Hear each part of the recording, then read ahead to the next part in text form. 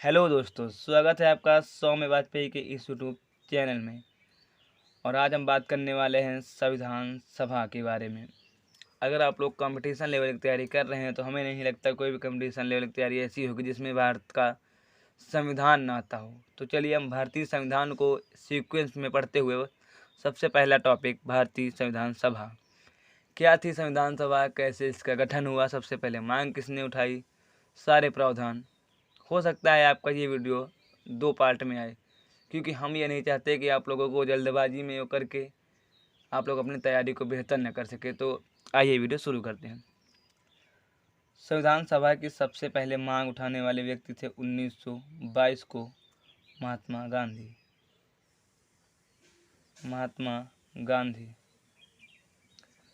महात्मा गांधी जी द्वारा ही सर्वप्रथम संविधान सभा के लिए मांग की गई थी कि भारतीयों को अपना संविधान बनाने के लिए एक समिति का गठन करने के लिए स्वतंत्र किया जाए, और उस समिति को ही कहा गया संविधान सभा। दूसरी बात ये होगी। दूसरी बात, इसी संविधान सभा को लेकर अगस्त 1940 को एक अगस्त प्रस्ताव भारत आया। ये दोनों बातें इसी संविधान सभा से रिलेटेड हैं।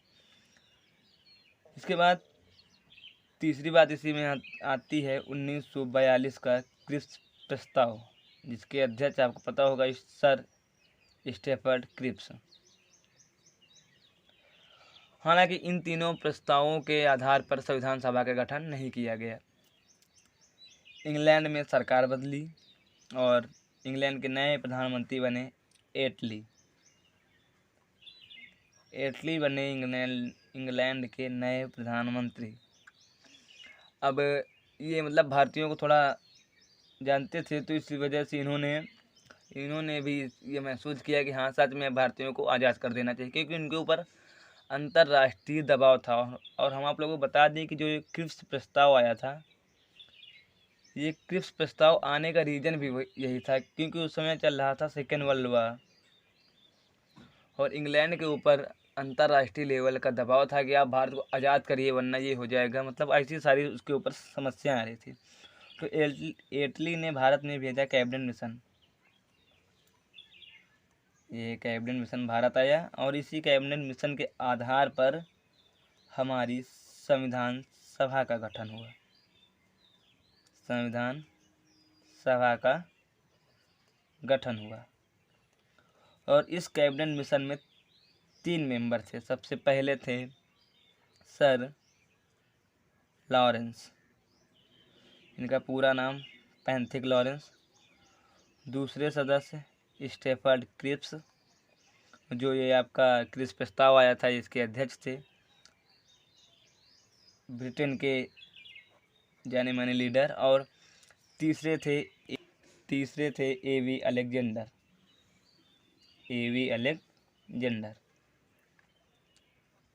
ये ब्रिटिश के 3 मेंबर भारत में आए। इनको ऐसा बताना था भारत में कैसे क्या होगा, क्या गठन होगा।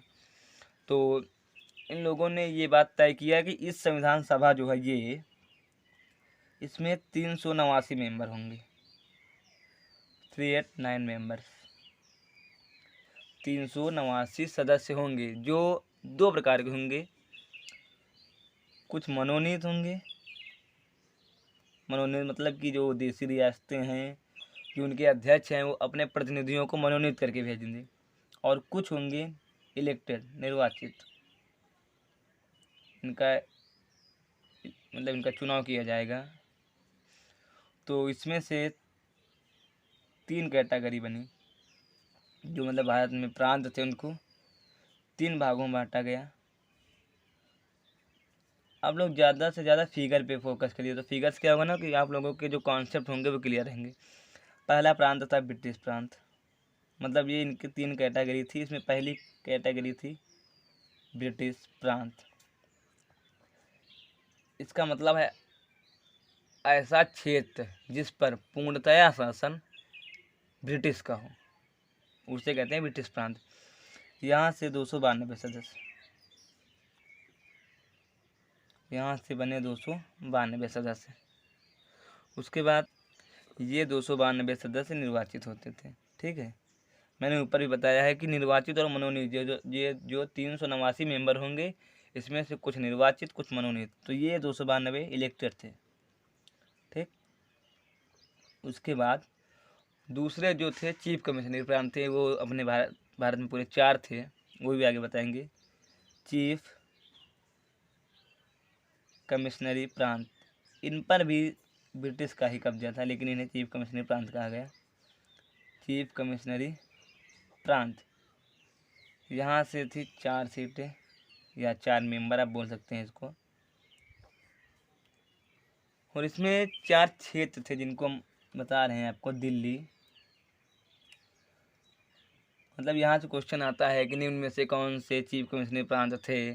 दिल्ली, उज्जैन, मतलब ऐसे करके आ जाएंगे, तो वहाँ पे आप दिल्ली, इसमें 4 हैं। अजमेर, अजमेर मेरवाड़ा दोनों को एक माना गया, अजमेर मेरवाड़ा। उसके बाद कुर्ग, और चौथा आपका बलूचिस्तान, बलूचिस्तान चौथा आपका। उसके बाद तो ये दोनों आते हैं, मतलब इन दोनों में ब्रिटिशर्स का रूल था, तो ये टोटल हो गए 296, 292 और 4 ये 296 निर्वाचित थे, ये 296 निर्वाचित थे। उसके बाद यहाँ से देसी रियासतें,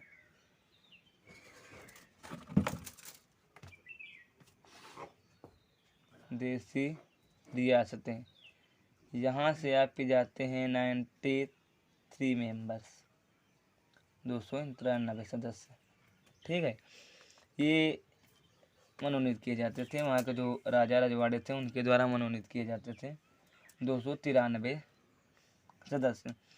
हमने बात किया कि भारत में 1922 में सबसे पहले इसकी मांग उठाई महात्मा गांधी ने, फिर अगस्त 1940 में अगस्त प्रस्ताव आया, 42 में क्रिस प्रस्ताव, कैबिनेट मिशन आया, संविधान सभा का गठन हुआ, 389 मेंबर होंगे, जिसमें 292 ब्रिटिश प्रांत के, 4 चीफ कमिश्नर और 93 सदस्य देशी रियासतों के मनोनीत होंगे। उसके बाद जब ये सब हो गया, मतलब 389 मेंबर का वो हो गया कि आप इतने यहाँ से आएंगे, इतने यहाँ से, उसके बाद संविधान सभा की पहली बैठक की गई। वो कब की गई? 9 दिसंबर 1946 को। ये क्वेश्चन कई बार पूछा गया। फर्स्ट मीटिंग, बैठक, पहली बैठक की गई 9 दिसंबर 1946 के। और कोई भी बैठक होती है तो उसका कोई हेड होता है, तो उससे बनाया गया डॉक्टर सच्चिदानंद सिन्हा को। ये भी आप लोग याद रखेंगे, क्योंकि ये क्वेश्चन पेपर में आता है कि मतलब निम्न में से किसे संविधान सभा का पहला अस्थायी अध्यक्ष बनाया गया, तो वो थे सच्चिदानंद सिन्हा। ये कौन थे? अस्थायी अध्यक्ष,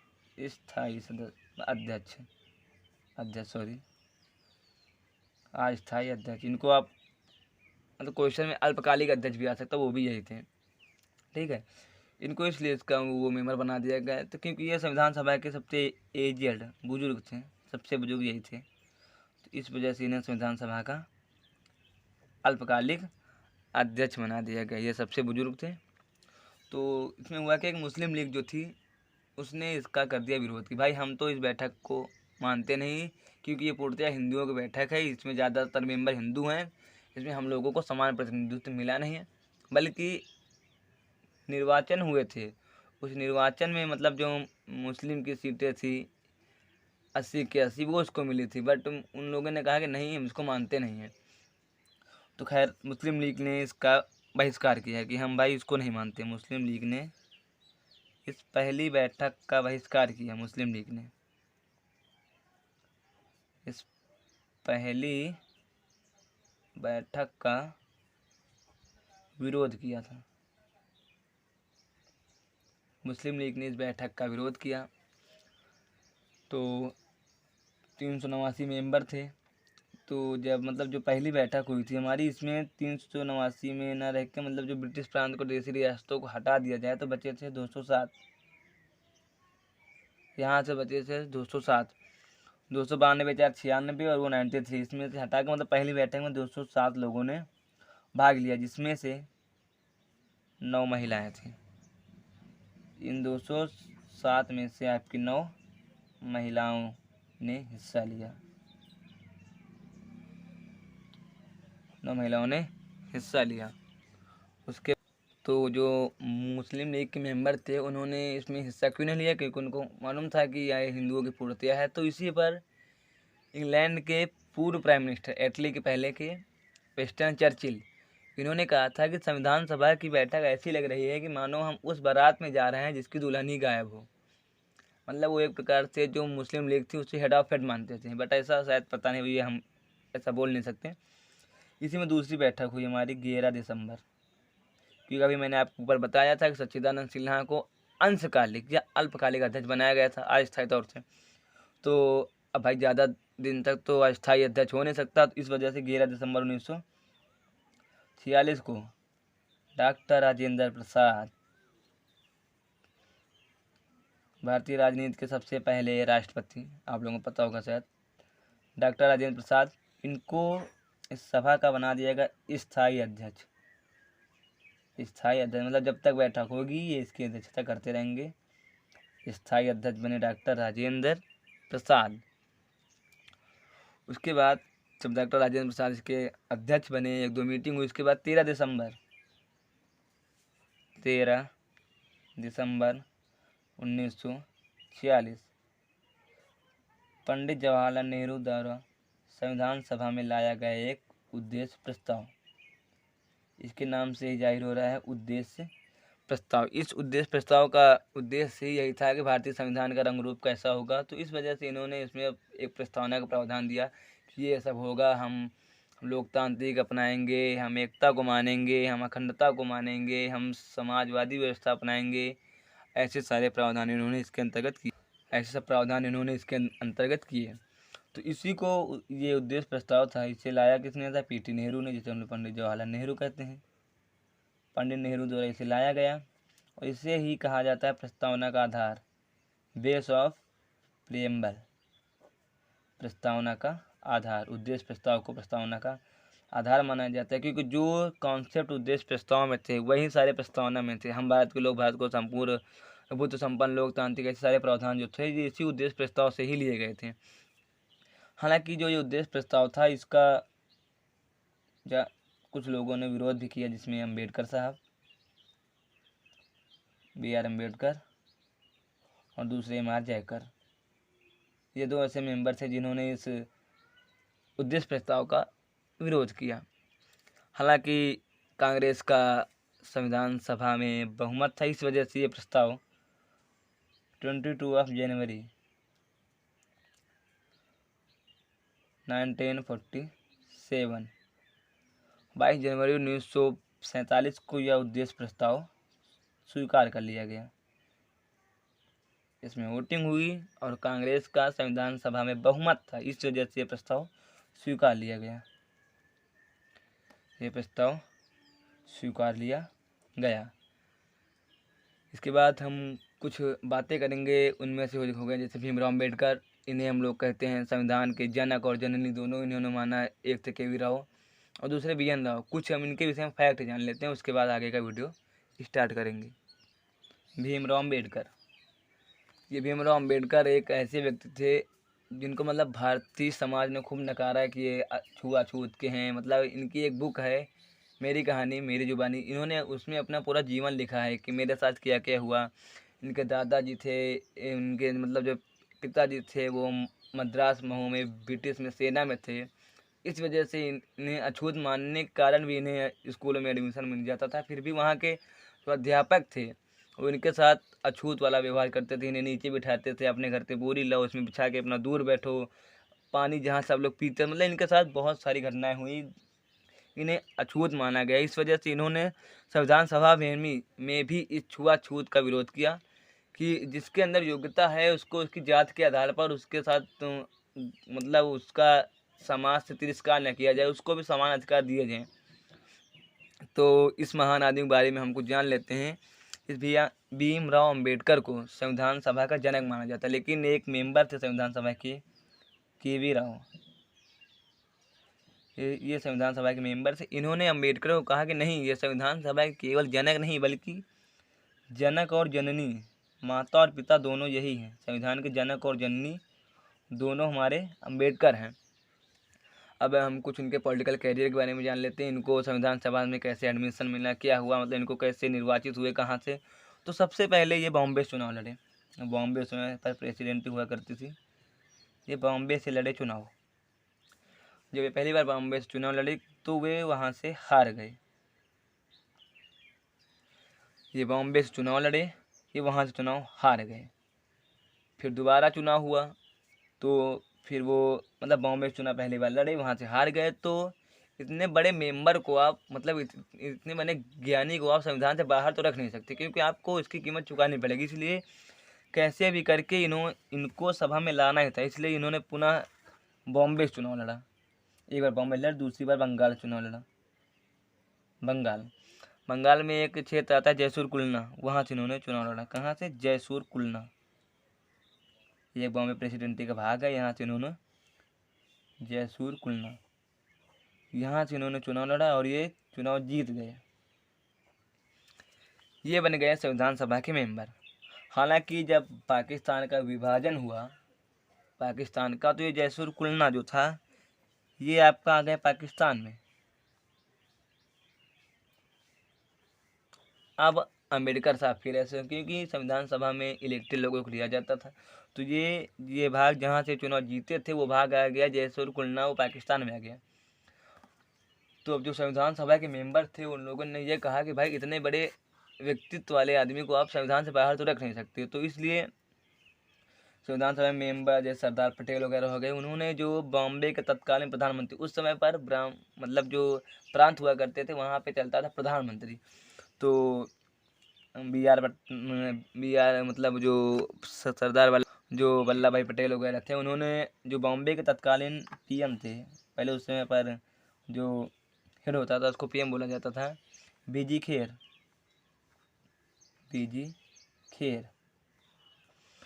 उन्होंने उनसे बात की और उस पर कि मतलब आप एक सीट अपने यहाँ से खाली करिए। तो बीजी खेर की उससे एम आर जयकर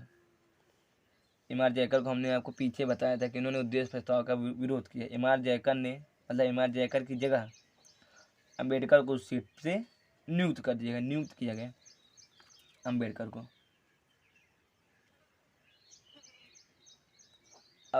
अब अम्बेडकर अपना इसमें आए। उसके बाद ये थी कुछ अम्बेडकर के विषय में जानकारियाँ जो हमने आपको बताई। तो अभी हमने आप लोगों को अम्बेडकर के बारे में कुछ बताया। अब बी.एन. राव जो कि भारत के संविधान के संवैधानिक सलाहकार थे,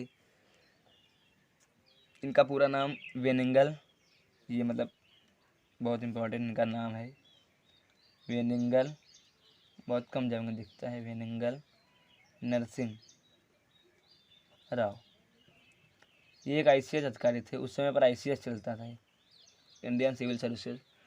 ये एक ICS अधिकारी थे। इन्होंने ही भारतीय संविधान का प्रारूप तैयार किया और ये भारत के संवैधानिक मतलब जो संविधान था उसके सलाहकार थे, कॉन्स्टिट्यूशनल एडवाइजर, संवैधानिक सलाहकार थे। और ये सबसे बड़ी बात जो इनके विषय में पूछी जा चुकी है और आगे पूछती जा रहेगी कि ये भारत की ओर से इंटरनेशनल कोर्ट IC में जज रह चुके हैं। इंडिया की ओर से इंटरनेशनल कोर्ट में जज रह चुके हैं, पहले जज भारत की ओर से, पहले जज। अम्बेडकर के बारे में हमने बात की और बी.एन. राव। अम्बेडकर के साथ जितने छुआछूत हुए उसी के आधार पर दूसरी ओर हम अगर बी.एन. राव को देखें तो वो भारत की ओर से सबसे पहले इंटरनेशनल कोर्ट में जज बने। मतलब जो संविधान मेंबर थे वो बहुत योग्य थे, दूरदर्शी मेंबर थे। अगर हम उनको संविधानिक मेंबर को हम लोग अगर देवदूत कहें तो ये कहना गलत नहीं होगा। खैर आगे 29 अगस्त 1947 संविधान की एक समिति बनी जिसे हम लोग कहते हैं प्रारूप समिति। मतलब कि इस प्रारूप समिति का कार्य था कि आपको मसौदा तैयार करना है, कैसे क्या संविधान में लिखा जाएगा। इसमें कुल मेंबर कितने थे? 7 head of it BR Ambedkar. देख लो, मैंने पहले बताया इतने बड़े मेंबर को आप संविधान से बाहर नहीं रख सकते, क्योंकि अगर हमारे अकॉर्डिंग अगर ये शायद संविधान में ना होते तो मुझे नहीं लगता कि संविधान का प्रारूप कोई तैयार कर पाता। तो BR अम्बेडकर इसके अध्यक्ष थे, और इसमें कुछ 7 अन्य मेंबर थे जिनके बारे में बात कर रहे हैं। अम्बेडकर को लेकर पहले थे गोपालास्वामी अयंगर। ये मेंबर मतलब 7 इन मेंबरों को आप लोग याद कर लेना, यहाँ से क्वेश्चन बनता है। गोपालास्वामी अयंगार पहले, दूसरे मोहम्मद सादुल्ला, तीसरे अल्लादी कृष्णा स्वामी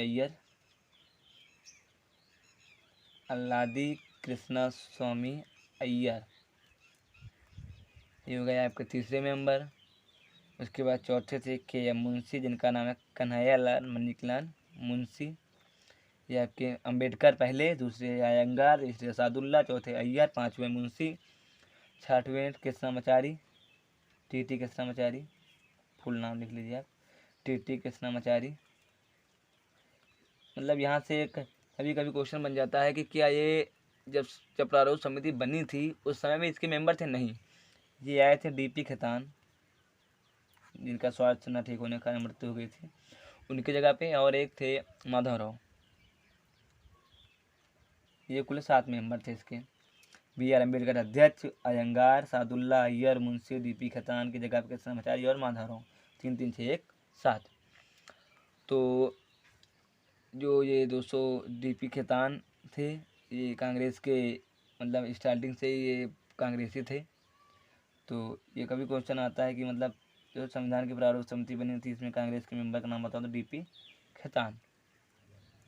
उसके बाद तो हमने बात की प्रारूप समिति की, और बाकी का जो वीडियो है वो हम लोग देखेंगे, मतलब जो बाकी का टॉपिक है, जो पार्ट है, क्योंकि ये संविधान सभा से क्वेश्चन आते हैं, और हम लोग ये चाह रहे हैं कि मतलब पूरा कॉन्स्टिट्यूशन और कॉन्स्टिट्यूशन का पूरी पॉलिटी आप लोगों को एक सीक्वेंस बताई जाए। इसके बाद हम लोग जब संविधान सभा ख़त्म हो जाएगी तो संघ राज्य क्षेत्र, प्रस्तावना, fundamental right, DPSP, fundamental duties, राष्ट्रपति, प्रधानमंत्री में मतलब पूरी की पूरी पॉलिटी आपको इस सौम्य वाजपेयी के यूट्यूब चैनल पर अवेलेबल कराई जाएगी। तो हाय दोस्तों, अगर आप लोगों को ये वीडियो अच्छा लगा हो तो लाइक शेयर सब्सक्राइब करना ना भूलें। थैंक्स।